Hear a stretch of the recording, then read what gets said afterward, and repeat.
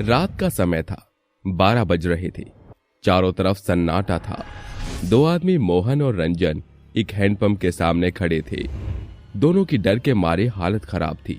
दोनों के हाथ पैर कांप रहे थे। तभी रंजन मोहन से कहता है, रात हो गई है। अगर हम यहां से वापस नहीं गए तो बहुत बुरा होगा। देख भाई, अगर यहां से पानी लेकर जाना है तो थोड़ा समय तो लगेगा ही। अब तो बस कुछ देर खड़ा रहे, मैं फटाफट बाल्टी में पानी भर लेता हूं। तभी किसी औरत के पैरों की पायल की छन छन की आवाज आने लगती है। क्या तुझे भी पायलों की आवाज आ रही है? अरे कुछ नहीं, तेरे मन का वहम है। इतना मत सोच। हम जल्दी से इस हैंडपंप पर पानी भरेंगे और यहां से चले जाएंगे। तभी एक धीमी आवाज में औरत की आवाज आती है, साहब, पानी पिला दो, पानी पिला दो साहब, प्यासी हूँ, प्यासी को पानी पिला दो साहब। जैसे ही रंजन और मोहन पीछे मुड़कर देखते हैं, उन्हें एक सुंदर सी लड़की दिखाई पड़ती है, जिसे देखकर मोहन और रंजन उसे देखते ही रह जाते हैं। अरे भाई, क्या बात है, कितनी सुंदर लड़की है। सुंदर नहीं, ये तो सुंदर की अबला नारी है। तभी वो मोहन उस औरत से उसका नाम पूछता है। तुम्हारा नाम क्या है? मोहिनी, मेरा नाम मोहिनी है। मैं पास वाले गांव में ही रहती हूँ। बहुत जोरों की प्यास लगी थी साहब, इसीलिए सोचा। अरे आओ आओ, क्यों नहीं, चलो मैं तुम्हारे लिए हैंडपंप को चला देता हूँ, तुम इससे पानी पी लेना। इतना कहकर मोहिनी हैंडपंप से पानी पीने लगती है, लेकिन वो हैंडपंप से पानी पीना छोड़ती ही नहीं।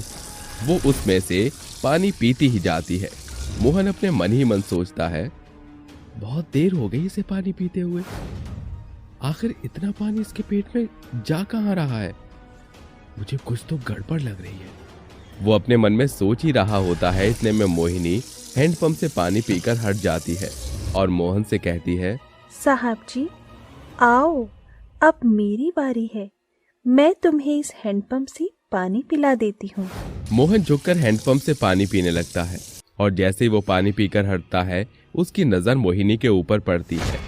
मोहिनी एक सुंदर लड़की की जगह एक भयानक चुड़ैल बन जाती है, जिसे देखकर मोहन के हाथ पैर कांपने लगते हैं। तुम कौन हो? यहाँ तो एक मोहिनी नाम की लड़की थी, लेकिन तुम तो भयानक चुड़ैल हो। अरे भाई, ये तो चुड़ैल है, अब तो हम फंस गए, ये हमें खा जाएगी। नहीं छोड़ूंगी, किसी को भी नहीं छोड़ूंगी, सबको मार डालूंगी। ये कहकर भयानक चुड़ैल अपने लंबे लंबे हाथों से दोनों की गर्दन पकड़ लेती है और अपने नाखून से उनकी गर्दन काट देती है। कुछ समय पहले भानपुर गांव में दो बस्ती थी, एक गरीब लोगों की बस्ती और एक अमीर लोगों की, जहां केवल अमीरों का आशियाना था। वो अमीरजादे गरीब लोगों को कुछ नहीं समझते थे। गरीब लोगों की बस्ती में पानी की सुविधा नहीं थी, वहीं अमीर के घरों में कई नल के पानी लगे हुए थे। एक दिन गरीब बस्ती के लोग अमीरों के पास जाते हैं और उनसे कहते हैं, हमारी बस्ती में एक भी बूंद पानी नहीं है, बिना पानी के हमारा कैसे गुजारा होगा? मालिक, बस्ती के लोग बूंद बूंद के लिए तरस रहे हैं। अगर आप हमारी बस्ती के हैंडपंप को ठीक करा दोगे तो शायद हमें पानी नसीब हो जाएगा। अरे तो मैं क्या करूं अगर तुम्हारे हैंडपंप में पानी नहीं आ रहा? तुम गरीब लोग जीकर करोगे भी क्या? मर जाओगे तो कम से कम तुम्हारे हिस्से की जमीन हमारी तो हो जाएगी। हम उस पर कोई अच्छा सा महल बनवा देंगे। मालिक, ऐसा अनर्थ मत करो, हम गरीब लोग मर जाएंगे बिना पानी के। जिसे भी मरना है मरो, लेकिन मेरे पास आकर गिड़गिड़ाकर कोई फायदा नहीं है। ये कहकर मुखिया वहां से चला जाता है, जिसके बाद वो बेचारे गरीब लोग वापस अपनी बस्ती में चले जाते हैं। धीरे धीरे करके बस्ती के कई लोग मरने लगते हैं, जिसके कारण बस्ती के कुछ लोग गांव को छोड़कर चले जाते हैं। वहीं एक मोहिनी नाम की लड़की अपने बूढ़े पिता की देखभाल करने में लगी होती है। एक दिन उसका पिता दुर्योधन से कहता है, पानी पानी, बेटी मुझे पानी पिला दो, मेरा गला सूख रहा है। अपने पिता की ये हालत देख मोहिनी से रहा नहीं जाता और वो अमीरों की बस्ती में पहुंच जाती है, जहां मुखिया अपने अमीर दोस्तों के साथ बैठा होता है। साहब, मेरे पिताजी प्यासे मर रहे हैं, जरा एक मटकी पानी भरवा दो, नहीं तो मेरे पिताजी प्यासे ही मर जाएंगे। मोहिनी बहुत सुंदर और खूबसूरत होती है, जिसे देखकर वहां बैठे हर एक आदमी का उसके ऊपर दिल आ जाता है। और तभी मुखिया उससे कहता है, पानी अंदर के कमरे में है, तुम जाओ और जाकर अंदर से अपनी मटकी भर सकती हो। साहब, आपका बहुत उपकार होगा। मोहिनी अंदर कमरे में जाती है तो वो देखती है कि वहां पानी नहीं होता। जैसे वो कमरे से बाहर आने वाली होती है, इतने में वो सभी आदमी कमरे के अंदर आ जाते हैं और अंदर से कुंडी लगा लेते हैं। साहब, कुंडी क्यों लगा दी? मैं अपने घर जा रही हूँ, यहाँ तो पानी है ही नहीं। अरे ऐसे कैसे जाने दे तुझे, अभी तो तुझसे हमें बहुत काम है। आज की रात तो तू हमारी रंगीन करेगी। इसके बाद मुखिया और उसके साथी मिलकर मोहिनी के साथ बहुत गलत काम करते हैं, जिसके बाद मोहिनी मर जाती है और मरकर एक भयानक चुड़ैल बन जाती है। वहीं दूसरी तरफ मोहिनी के पिता दुर्योधन की मृत्यु हो जाती है, जिसके बाद चुड़ैल बदले की आग में जलने लगती है। नहीं छोड़ूंगी, इन अमीरजादों को नहीं छोड़ूंगी, सबको मार दूंगी, खत्म कर दूंगी सबको। उस दिन के बाद अमीरों के घर पानी की टोंटियों से पानी की जगह खून निकलने लगता है, जिसके बाद अमीरों की बस्ती के सभी लोग बहुत घबरा जाते हैं और वो लोग भी पानी के लिए तरसने लगते हैं। अरे ये कैसे हो सकता है, यहाँ तो पानी की जगह खून निकल रहा है। लगता है कुछ बहुत अनर्थ होने वाला है। ये सब देख कुछ अमीरजादे अमीरों की बस्ती को छोड़कर शहर चले जाते हैं और जो रह जाते हैं उन्हें मोहिनी चुड़ैल एक एक करके मारने लगती है। वहीं दूसरी तरफ गरीबों की बस्ती में हैंडपंप पर पानी आना शुरू हो जाता है। जो भी प्यासा मर रहा होता है वो जान की परवाह किए बिना गरीब लोगों की बस्ती में जाकर हैंडपंप से पानी पीने लगता है, जिसके बाद मोहिनी उन्हें पानी पिलाती है और उनके बाद उन्हें मार देती है। अब मेरा बदला तब पूरा होगा जब मैं उस मुखिया को मार दूंगी जिसने मेरे साथ ऐसा किया। जब चुड़ैल मुखिया को मारने के लिए जाती है तो वहां मुखिया ने पहले से ही एक बहुत बड़ी तांत्रिक बाबा को बुलाया हुआ होता है। बहुत हो गया तेरा, लेकिन अब तू और किसी की जान नहीं लेगी, क्योंकि तू इन मासूमों को सता रही है। चली जा यहाँ से और दोबारा लौटकर मत आना। नहीं जाऊंगी, इस मुखिया को जब तक नहीं मारूंगी तब तक कहीं नहीं जाऊंगी। सीधी तरह चली जा, नहीं तो तू जानती है मैं क्या कर सकता हूँ। ये कहकर तांत्रिक बाबा अपने मन में मंत्र पढ़ने लगते हैं, जिसके बाद चुड़ैल जोरों से चिल्लाने लगती है। तांत्रिक, छोड़ दे मुझे, तू मुझे जानता नहीं है, मैं तुझे आखिरी मौका दे रही हूँ, मुझे मेरा बदला पूरा करने दे। तांत्रिक अपने मंत्र पढ़ते पढ़ते चुड़ैल के ऊपर पवित्र गंगा जल डाल देते हैं, जिसके बाद चुड़ैल का शरीर जलने लगता है और चुड़ैल जलकर मर जाती है। कुल्फी ले लो कुल्फी, ताजी ताजी दूध वाली कुल्फी, चॉकलेट कुल्फी, बादाम कुल्फी, रबड़ी कुल्फी, ले लो बच्चों आओ कुल्फी ले लो। शाम के समय चुड़ैल कुल्फी बेची रही थी कि कुछ बच्चे उसकी कुल्फी की घंटी की आवाज सुनकर उसके पास आते हैं, लेकिन उस चुड़ैल की शक्ल देखकर उससे डरते हुए अपने कदम पीछे करते हैं। तभी चुड़ैल बोलती है, आओ बच्चों, डरो मत, तुम्हें कुल्फी खानी है ना, आओ मेरे पास आओ, मैं तुम्हें कुछ नहीं करूंगी, पैसे भी नहीं लूंगी, आओ अपनी मनपसंद कुल्फी खाओ। नहीं नहीं, हमें नहीं खानी कोई कुल्फी। हाँ, तुम बहुत डरावनी चुड़ैल हो, कहीं तुम हमें मारकर खा गई तो? हाँ, कुल्फी खिलाकर तुम हमें मार दोगी। नहीं बच्चों, मुझ पर विश्वास करो, मैं तुम्हें कुछ नहीं करूंगी, इसलिए तुम्हारे लिए ये ठंडी ठंडी आइसक्रीम लेकर आई हूँ, आओ आओ बच्चों। चिंटू कुल्फी देखकर बहुत मन कर रहा है, चले क्या खा ले? हाँ रानी, अब तो मेरा भी मन कर रहा है, चल हम दोनों खा लेते हैं। बताओ कौन सी कुल्फी खाओगे? चुड़ैल आंटी, आंटी मुझे किशमिश वाली कुल्फी चाहिए और मुझे चॉकलेट वाली। ऐसा बोलकर चुड़ैल बच्चों की बात सुनकर उन्हें उनकी मनपसंद कुल्फी दे देती है, जिसके बाद बच्चे खाते हैं। अपनी तरफ से चुड़ैल बच्चों को और 2-2 कुल्फी दे देती है, जिसके बाद बच्चे बड़े मजे से खाते हैं और बोलते हैं, चुड़ैल आंटी आपका बहुत बहुत शुक्रिया, ये कुल्फी बहुत अच्छी लगी हमें। हाँ चुड़ैल आंटी, आप भी बहुत अच्छी हो और कुल्फी भी बहुत अच्छी है। बच्चे, तुम्हें जब भी कुल्फी खाने का मन हो तो यहाँ रात को इंतजार करना, मैं जरूर आऊंगी। लेकिन एक शर्त पर, तुम अपने घर में किसी को भी ये बात नहीं बताओगे, ठीक है? बच्चे उसकी बात मान जाते हैं। ये बोलकर चुड़ैल कुल्फी का ठेला लेकर चली जाती है और आगे जाकर बेचने लगती है। तभी उसे एक कुल्फी वाला दिखता है जो किसी बच्चे को डांट कर भगा रहा था। एक बार में तुम्हें समझ नहीं आता, ये कुल्फी इतने की ही मिलेगी, समझे? कोई फ्री की कुल्फी नहीं है जो फ्री में तुझे दे दूं। चल भाग यहाँ से। अंकल अंकल प्लीज मुझे कुल्फी दे दो ना, 10 रुपए में, मेरे पास और पैसे नहीं है। अरे लगता है तू ऐसे नहीं जाएगा, अभी बताता हूँ तुझे।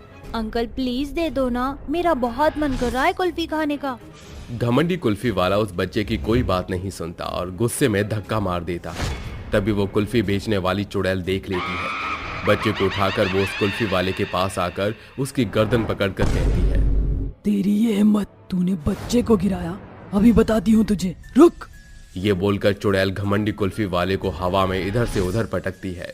ये देखकर वो बच्चा और चुड़ैल हंसने लगते हैं। तभी वो बच्चा कहता है, और मारो चुड़ैल आंटी, और मारो इसको और फेंक दो, ये अब आया ना मजा। बच्चे, इस घमंडी कुल्फी वाले ने तुम्हें कुल्फी नहीं दी थी ना? जाओ, इसकी कुल्फी वाली गाड़ी में से जितनी मर्जी चाहे कुल्फी निकाल कर खाओ, जाओ। ये सुनकर वो बच्चा कुल्फी की गाड़ी में से अपनी मनपसंद कई कुल्फियां निकालकर खाता है, जिसके बाद चुड़ैल खुश हो जाती है और उस घमंडी कुल्फी वाले को मार देती है। उसकी कुल्फी की गाड़ी लेकर अगले दिन बच्चों को कुल्फी खिलाने आती है, जहां वो चिंटू और सारे बच्चे कुल्फी वाली चुड़ैल का इंतजार करते हुए बोलते हैं। हाँ, उन्होंने बोला था कि वो शाम को आएंगी। तभी कुल्फी वाली चुड़ैल घंटी बजाते हुए आती है और उसे बच्चे देख ताली बजाते हुए खुश होकर कहते हैं, आंटी आ गई, ये। बच्चों, बोला था ना मैं आऊंगी, ये लो कुल्फी, खाओ। और हाँ, तुमने अपने माँ बाप को बताया तो नहीं ना कि तुम मुझसे कुल्फी खाते हो? नहीं चुड़ैल आंटी, हमने कुछ नहीं बताया। इस तरह वो बच्चे चुड़ैल की दी हुई कुल्फी खाते हैं और चुड़ैल बाकी के बच्चों को भी फ्री में कुल्फियां खिलाती थी। और अगर कोई घमंडी कुल्फी वाला बच्चों को कुल्फी नहीं देता था तो वो चुड़ैल उस कुल्फी वाले को मार डालती थी। फिर उसकी कुल्फियों को बच्चों में फ्री में बांट दिया करती थी। ये सिलसिला यूं ही चलता रहता है। कुछ दिन बाद 2 कुल्फी वाले बाबूलाल, जो कि बच्चों को कभी कभी फ्री में कुल्फी खिलाया करता था, वहीं दूसरी ओर रामू एक घमंडी कुल्फी वाला था। दोनों कुल्फी बेचकर रात में लौट रहे थे।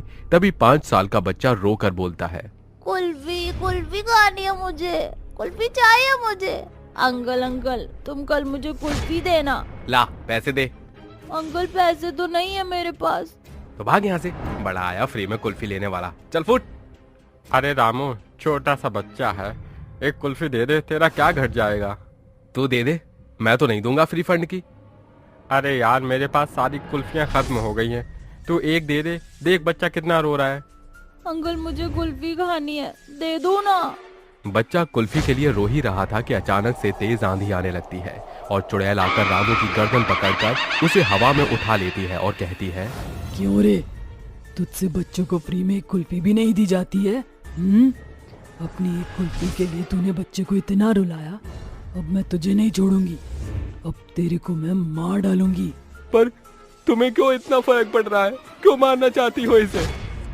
मेरा ऐसा करने की एक वजह है। 6 महीने पहले की बात है, मैं विधवा थी जो अपने बेटे व्योम के साथ रहती थी। मेरे बेटे को कुल्फी खाने का बहुत शौक था। उस दिन मेरा बेटा कुल्फी वाले की घंटी की आवाज सुनकर उसके पास जाता है और कुल्फी मांगने लगता है। अंकल मुझे कुल्फी चाहिए, एक दूध वाली कुल्फी देना अंकल। पहले ही बता रहा हूँ, 20 रुपए की कुल्फी है, लेना है तो ले वरना भाग यहाँ से। अंकल मेरे पास इतने पैसे नहीं है, आप कोई सस्ती सी कुल्फी दे दो मुझे। भिखारी कहीं के, जब पैसे नहीं है तो क्यों आया है? चल भाग यहाँ से, बड़ा आया, सस्ती सी कुल्फी दे दो मुझे। ऐसा कहकर कुल्फी वाला व्योम का हाथ झटक देता है। धक्के से व्योम एक गाड़ी से टकराकर उसके नीचे आ जाता है, जिससे व्योम वहीं अपना दम तोड़ देता है। एक्सीडेंट की आवाज सुनकर व्योम की माँ चंपा बाहर निकल आती है और अपने बच्चे की ये हाल देखकर वो बोलती है, व्योम बेटा, क्या हुआ तुझे? तू तो कुल्फी लेने गया था ना? कुल्फी वाले भैया, मेरा बेटा तुमसे कुल्फी मांगने आया था, क्या तुमने उसे कोई भी नहीं दी? तो पैसे देकर भेजती ना अपने बेटे को, भिखारी की तरह मुझसे मांगने आ गया। मेरा बेटा कोई भिखारी नहीं है, पैसे देकर ही भेजा था मैंने उसे, लेकिन शायद तूने उसे धक्का देकर मार डाला। मेरा बेटा चला गया, किसके सहारे जीऊंगी मैं? एक छोटे से बच्चे को तो कुल्फी दे सकता था, छोड़ूंगी नहीं मैं तुझे। मुझे बाद में देख लियो, पहले अपने बच्चे को तो संभाल ले। व्योम, व्योम बेटा, कैसे जीऊंगी अब मैं तेरे बिना? तू भी चला गया, तेरे पापा भी चले गए, अब मैं क्या करूंगी? अकेले रहकर मेरा तो जीवन ही व्यर्थ हो गया। उस कुल्फी वाले ने तेरे साथ अच्छा नहीं किया, छोड़ूंगी नहीं उसे, अपने बेटे का बदला लेकर ही रहूंगी। वक्त गुजरता है, बेटी की याद में चंपा बूढ़ी हो जाती है और ठीक से खाना नहीं खाती। इस वजह से वो जल्दी ही चल बसती है और अधूरी इच्छा होने के कारण वो एक चुड़ैल बन जाती है और अपने बेटे का बदला लेने के लिए वो उन कुल्फी वालों को मारने लग गई जो बच्चों को कुल्फी नहीं देते थे या महंगी कुल्फी देते थे।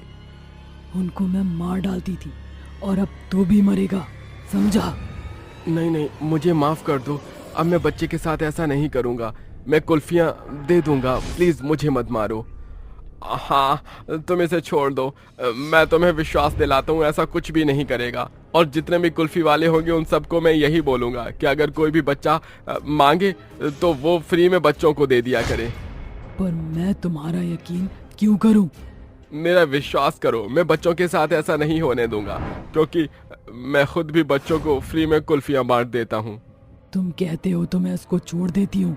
इस तरह दोनों कुल्फी वाले सभी कुल्फी वालों के सामने चुड़ैल को लाकर सब बच्चों को कुल्फी देने की बात करते हैं, जिसके बाद चुड़ैल खुश हो जाती है और उसकी आत्मा को शांति मिल जाती है और वो उस गांव से हमेशा के लिए चली जाती है। रात का समय था, चारों तरफ ठंडी हवाएं चल रही थी। हवाओं के साथ साथ वहां पर कुत्ते भौंकने की भी आवाज आ रही थी। तभी वहां पर एक हंसती हुई एक चुड़ैल आती है और बोलती है, ये आम का पेड़ मेरा है, सिर्फ और सिर्फ मेरा। अगर इस आम के पेड़ से कोई भी आम खाने की सोचेगा या आम को चुरा कर जाएगा, मैं उसे जिंदा नहीं छोड़ूंगी, मैं उसे कच्चा चबा जाऊंगी। इतना कहकर चुड़ैल उस आम के पेड़ में घुस जाती है और थोड़ी देर बाद सोहन नाम का एक लड़का अपनी ही धुन में गाना गाते जा रहा था। हमें तुमसे मोहब्बत है दीवानगी की हद तक। अरे यार, पता नहीं आखिर मेरी गर्लफ्रेंड ने मुझे क्यों छोड़ा। सोहन खुद से बातें कर ही रहा होता है कि उसकी नजर एक पेड़ पर पहुंच जाती है। उस पेड़ में काफी रसीले आम थे और उन्हें देख सोहन बोलता है, इतना सुंदर आम, और ये तो बहुत सारे भी हैं, क्यों ना मैं आम के पेड़ से आम तोड़कर खा लूं। इतने में सोहन आम के पेड़ पर चढ़ जाता है और आम तोड़कर खा लेता है, जिसके बाद उस पर में से भयंकर चुड़ैल निकलती है। चुड़ैल को देख सोहन डर के मारे भागने की कोशिश करता है, लेकिन चुड़ैल उसको अपने लंबे हाथ करके पकड़ लेती है, जिसके बाद सोहन बोलता है, अरे बाप रे बाप, ये तो कोई भयंकर चुड़ैल है, मैं अपनी जान कैसे बचाऊं। अरे चुड़ैल, आखिर तू मुझे क्यों मार रही है? आखिर मैंने तेरा क्या बिगाड़ा है जो तू मुझे मारने की कोशिश कर रही है? तूने मेरे आम चुराने की कोशिश करी है, अब तू नहीं बचेगा। जो भी मेरे आम को चुराएगा मैं उसको नहीं छोड़ूंगी, उसको कच्चा बच्चा चबा जाऊंगी, समझा तू? माफ कर दे रे, आज के बाद मैं कभी भी आम को हाथ नहीं लगाऊंगा। सोहन की बात चुड़ैल नहीं सुनती और वो चुड़ैल सोहन को उठाकर कच्चा चबा जाती है और थोड़ी देर बाद सोहन की हड्डियों को अपने मुंह से उगल देती है। इस तरह चुड़ैल सोहन को बहुत ही भयंकर मौत दे देती है और हंसते हुए वहां से गायब हो जाती है। अगली सुबह जब कुछ गांव वाले वहां आते हैं तो ये देखकर बोलते हैं, अरे भैया देखत हो, इस आदमी को पता नहीं किसने इतनी भयानक मौत दी है। अरे भैया, तुम ऐसे कैसे बता सकते हो कि ये रात को ही मरा है? ये भी तो हो सकता है कि इसकी बहुत समय पहले मौत हो गई है। अरे भैया, अगर बहुत पहले मौत होती तो इसकी हड्डियां अपने आप बाहर कैसे निकलती? तुम भी ना थोड़ा तो दिमाग यूज किया करो। इतना कहकर गांव वाले वहां से चले जाते हैं और अब ऐसे ही गांव में आए दिन लाशें मिलने लगी। ये सब देखकर सभी गांव वाले बहुत ही डर जाते हैं और आपस में बात करते हुए बोलते हैं, मैंने सुना है कि यहाँ पर एक भयंकर चुड़ैल है और इस जगह जो आम का पेड़ है उसके पास जो भी आम खाने के लिए आता है उसको वो चुड़ैल बहुत ही भयंकर मौत दे देती है। अरे रामू भैया, लेकिन इस चुड़ैल का आतंक तो बढ़ता ही जा रहा है। आखिर हम इस चुड़ैल से छुटकारा कैसे पाएं? भैया, अब हम कहाँ जाने कि ये चुड़ैल लोगों को क्यों मार रही है। इसका पता लगाने के लिए हम सभी को तांत्रिक बाबा के पास जाना होगा। अब वही है जो हमें इस चुड़ैल से छुटकारा दिलवा सकते हैं। सभी लोग तांत्रिक बाबा के पास जाते हैं और उसको सारी बात बता देते हैं। ये सुनकर तांत्रिक बाबा बोलते हैं, जैसा तुम लोग चुड़ैल के बारे में बता रहे हो, उस चुड़ैल के बारे में सच पता लगाने के लिए मुझे तुम लोगों के गांव जाना होगा। अब तो तुम्हारे गांव में उस पेड़ के पास जाकर ही सारा सच पता लगेगा। इतना कहकर तांत्रिक वहां जाता है और मंत्र पढ़ने लगता है। ओम क्रीम क्रीम चामुंडाय बाट भाट भट स्वाहा।